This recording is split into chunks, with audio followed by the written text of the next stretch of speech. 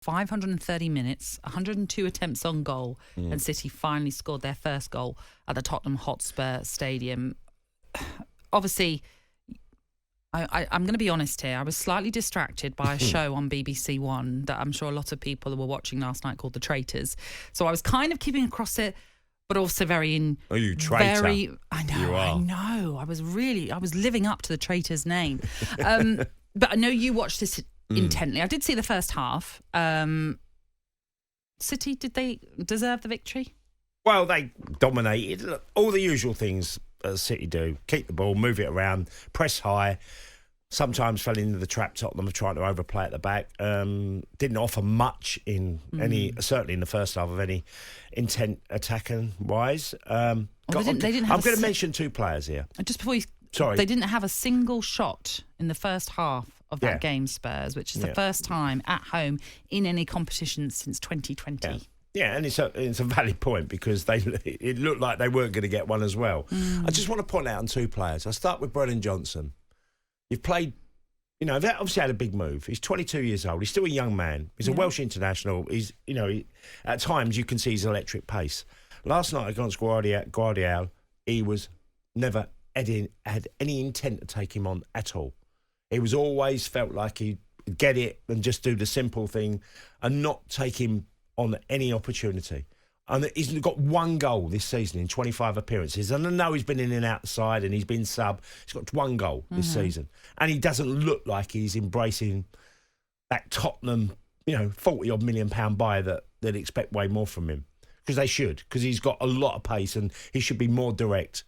Timo Werner on the other side, honestly, Nat, he was frightened of Kyle Walker. When you get up against Kyle Walker, you know what he is. He's incredibly strong and he's quick.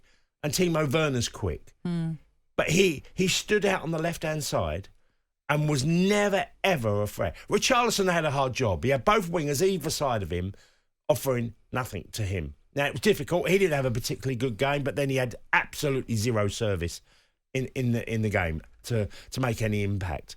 And inevitably, the goal was a scrappy one. Vicario makes a mistake and it could have been given as a foul. I didn't think it was. Well, I was going to ask you that. I didn't think it was. I did see Destiny Udogie afterwards saying he thought it was a foul. Now, he obviously is going to say that. He's a Spurs player after all. But for you, not a foul? Well, they get overprotected way too often, goalkeepers, and it's about time it's been reversed a little bit because I think he's weak in the situation.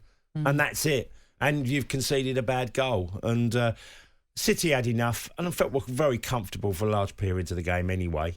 But Tottenham have got to be very careful because they do miss, when they're at their best, and they're quite direct and they make runs from all sorts of areas of the pitch. But you can't... Timo Werner actually looked like he was worse than what it was at Chelsea. And he's not even getting chances. At least at Chelsea, he got loads of chances and missed them. But in Tottenham, he doesn't even look like... It's his home debut last night. You think there's something. He looked frightened to death of Kyle Walker.